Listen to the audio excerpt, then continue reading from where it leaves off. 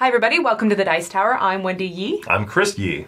And today we're going to be reviewing Iberian Gauge. This is the third in line of the Iron Rails system from Capstone Games. This is designed by Amabel Holland.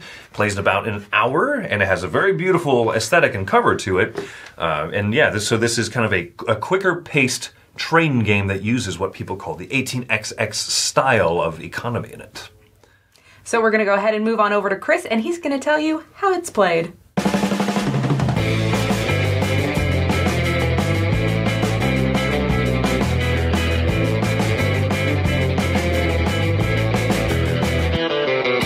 Welcome out to the Iberian Peninsula. In the game of Iberian Gauge players, who are shown down here by these cubes, blue, white, and then pink, are trying to invest in the 5-colored train companies, expand their presence around the map, and ultimately have the most share value and money paid out in dividends at the end of the game. The game takes place over these number of rounds over here. There's stock phases where we'll be investing in the companies, and then there are rail building phases in which the companies will be spending money from their own treasuries to build up their presence on the map, trying to connect to cities in order to increase their share value and their dividend payout value, according to this chart here. So, the game starts with an investment or a stock phase, and whoever has the priority deal marker, this awesome choo-choo meeple, will get to start.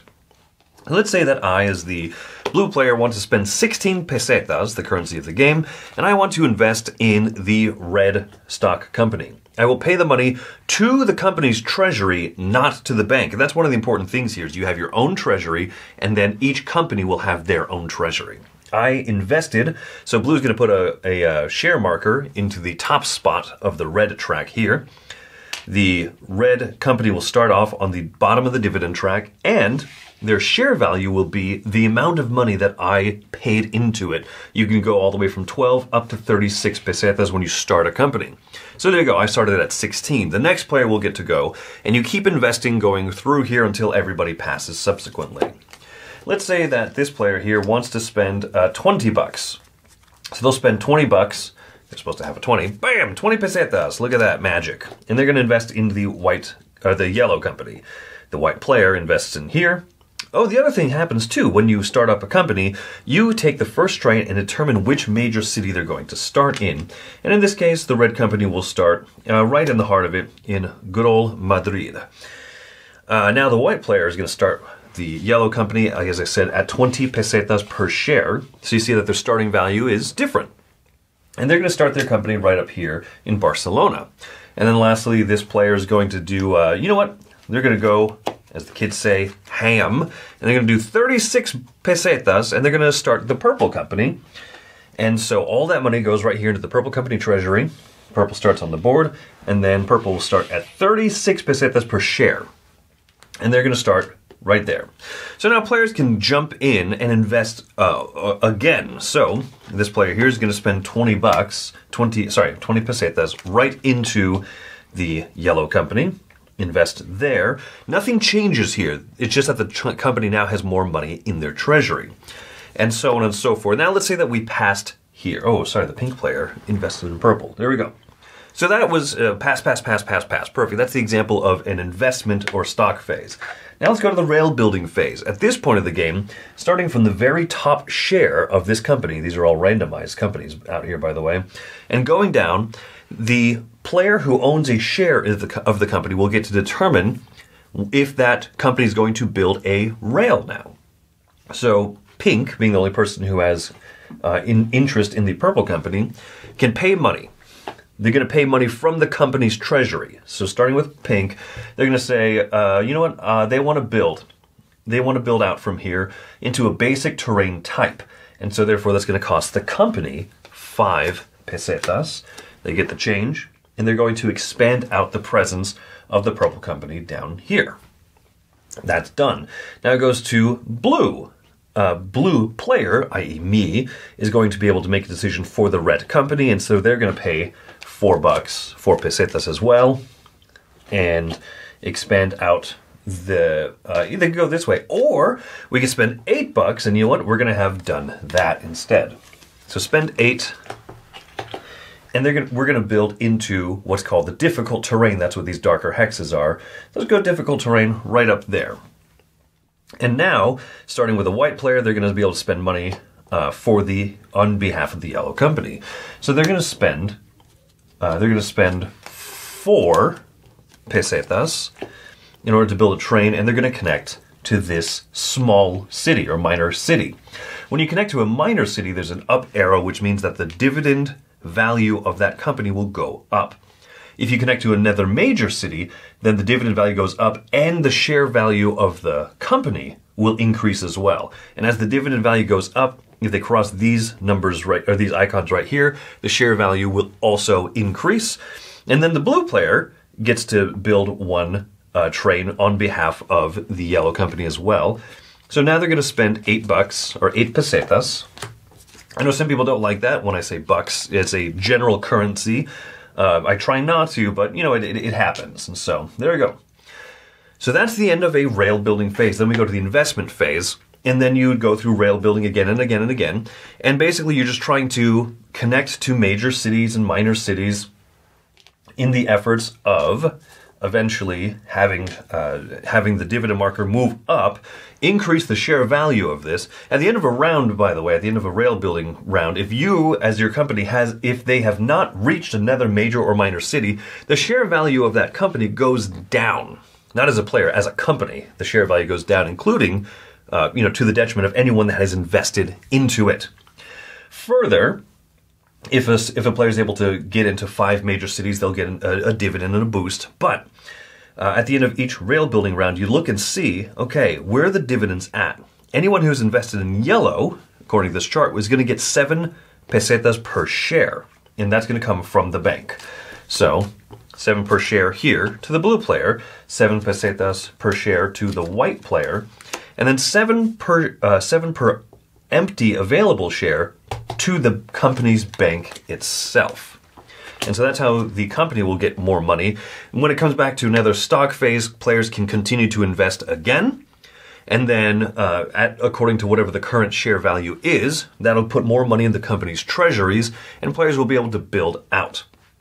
The last thing I'd like to explain is the idea of leasing a track. Let's say that the yellow company here on this turn wants to try to build into the major city of Valencia. They could either spend time to build they could either build individual tracks till they reach it, or they can lease tracks. This is a company-to-company transaction where the yellow player, or the yellow company, is going to build right into Valencia. How? By leasing out the purple track that was already built here at this price here on the side. So in this case, 2 pesetas from the yellow company is going to go to the purple company in exchange for using their track. Then you pay the regular price for building into a major city, the 4 pesetas. That gets spent, and then you get the benefits. This one moves up twice, and then the company value increases. At the end of the game, players will look at the money that they've earned from dividends, and then they'll look at all of the shares that they've invested into the different companies at whatever the current share value is, multiply that out, and whoever has the most money is the winner of Iberian Gauge. So you can see this is definitely an economic-driven train game system, right? You have your personal treasury of money, and then you invest into the different companies, and they have their separate piles of treasury money separated. This is a system that we've seen and we've played in a few games, and I really like it. I think it's very clever. Do you like this? I like the system. I do find it a little bit fiddly because every round you're making a lot of change. You're making change for each player as they gain income. You're making change for each company as they gain income. They gain different amounts of income based on how many people are and are not invested in them. So I think there's a lot of change going on. If you want to be a cashier part-time, play this game because that's definitely what you're getting. Yes. Also, I wish that... I appreciate that they upgraded from paper money to card money. Absolutely. But I really think they should have just gone with cardboard coins. I really think that that's just... If they were going to make a move, that's the move they should have made. You know what's really hard, though, is that cardboard coins, it's hard to think of how many cardboard coins you would really need in a big economic game like this. That box would be just full of coins. That's true. Yeah, so I mean, the thing is... It's rough. The thing is that I think a lot of people who play train games a little bit more seriously will have very likely poker chips. And so that's what we did. We played this game with poker chips because we own a nice little set of mini chips. And that made the change making easier, but still you're making a lot of change. You need to you need to know that going into this game. That is, I think, the only fiddly part, because most of this game is streamlined, really slick, and really smooth. One thing that I appreciate that you do have all the different types of money, that very interesting economic system, is that it matters in the game. It very much matters that Chris and I have different money from each of the companies that we're invested in. And it's this game's a little bit different than some of the other games that I've played with this economic style, is that in Iberian Gauge, you have the companies, they have their own money, and they run out of money. I feel like that's a little bit strange for me, and it's something that I had to wrap my brain around, is that as you're investing more in a company, you're throwing in money initially, but then there's not a lot of good revenue sources for that company. And so once it's all the way filled up with cubes and there's nobody else can invest in it, there's no longer like huge amounts of money put into it. You can lease tracks, which I think is very interesting, but they can run dry. And in fact, you can purposely run them dry. And yeah, there's this very interesting balancing act in multiple places around this game, which I find very, very interesting, right? Because you see someone start to invest in a company. They can start up any company they want to, and you might look at it and say, I want to jump in on that too, while it's cheap now because the price is just going to go up over the course of the game. And if everybody does that, and let's say that all four players at the table own one share each of this company, and now it's maxed out, that company will never get more money, and it's the first round of the game. That's a problem. That's rough. You need to avoid that, but you also don't want to let people run away with control of companies. And so that's one aspect of this balancing act that I find interesting. And there's also this balancing act of you don't want to just start a company by yourself and have nobody come help you with it. Because your stock prices will tank, because you won't be able to connect routes. Yeah. If only one share in a company's own, only one train gets built, you're not connecting to anything. And so you're gonna suffer that fairly sizable punishment. It's a very interesting balancing act in multiple regards like that. Yeah, it's very interesting too how you work down the companies. So the very top company goes, they build trains. Now they can lease routes from other companies. And so let's say Red is going to lease Purple's routes. As Red does that, then Purple gets more money. So maybe Purple had no money, but by the time that you work down and everyone's been leasing Purple's routes, by the time you get to Purple at the very bottom, they can then do tons of stuff because they have money. They have cash inflow. And so that's where you get some control back. Is because you are able to invest in multiple companies, you can kind of shuffle the money from one company to another. And I like that. It's not readily apparent from just reading the rules. This is what I'm going to do by the fourth turn of the game. I'm going to use my influence to hand money from one company to another so that I can be most advantageous because I have the first share in this company and then I want to build it in a good spot instead of a bad spot. And other players, if there's leftover money, will try to build trains in really dumb locations so that it wastes the money because I'm the most invested in this company.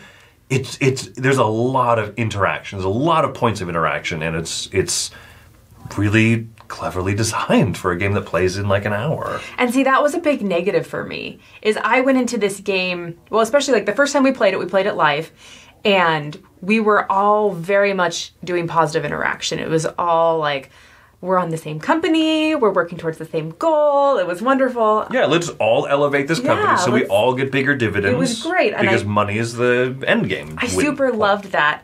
And then when we played it again, we realized how mean and cutthroat it could be, and the game just kind of fell apart for me there. Like, I stopped enjoying it, and it went from something of like, ooh, I really like this game, to, oh... And yet you still wrecked me. I still destroyed you. Yeah, no, you're very good at these types of games, even though you don't love that idea of like, what do I do that benefits me but also hurts Chris a lot? Yeah, how can I tank and trash Chris's cool stuff? Now, what was great about it for me was discovering that there is more depth, right? Because at first I thought, I like games with a lot of positive interaction, a lot of shared investment, but I want to come out the most benefited from our shared investments. Games like Airlines Europe. If you're looking for that, this can be that game, but not nearly as robust, because a lot of the robustness of the player interaction comes from, well, I want to tank that company. I want that company to not do as well this round, so I'm not going to play nicely in the sandbox with it. But if I do that, another balancing act. Are people going to return the favor to me, give me my, taste my own medicine, by tanking the company that I'm invested in? Oh no! And so I think that there's some more subtlety to the play besides either everyone works together or you just trash everyone else's thing. There's this kind of middle ground that's hard to find, and I think it might be group dependent. It might be that you need to play it a few times to really figure out kind of where, when to start making more aggressive moves. When to betray each other. It's very fascinating, yeah. It is, because there's benefits of if two people are working together and one person starts playing not nice, those two people have worked together a little bit more than the person who's messing everybody up. Yeah. So yeah, it's a very interesting game. So let's go ahead and move into our final thoughts here. I'm going to give it a 6.5, and I'm giving it this because it did turn into a much meaner game than I liked. And I feel like this game is for the people that it's for specifically, and I'm not one of those people, so I'm going to give it a 6.5. And so for me, I'm giving this game a 7.5 because I can appreciate a little bit more that kind of meanness. I don't want to do it all the time, and like I said, there's that you're walking across scaffolding, trying not to fall off either edge. Either I'm playing way too nicely and I'm not really coming out ahead, or I'm playing way too mean and everybody's going to go out of the way to wreck my day. I think that's interesting, and I only want to live in that balancing act for about an hour or so, which this game does well. I do feel like the money is a little bit fiddly, and if not for that, I might have a higher estimation of this game. But I don't know that there's a way to have this interesting and robust economic system with the separate treasuries between the players and the companies and everything, and not have it be fiddly. There just is going to have to be money changed hands, and we ran out of ones, let's break a couple fives into ones and stuff. So I think that's going to happen, but I like what this game does, but I think it's going to have a limited audience. I'm not going to be able to pull this game out very often and play it because I'm not going to play it with him. You don't particularly want to play it. No one else in this office particularly wants to play it with me. Very few people want to play it with me, and so I recognize I'm not going to play this game very often, but next convention. Maybe. Maybe. Yeah. Well, that's our thoughts on Iberian Gauge. Thanks so much for joining us. I'm Wendy Yi. I'm Chris Yi. Have yourselves a great one.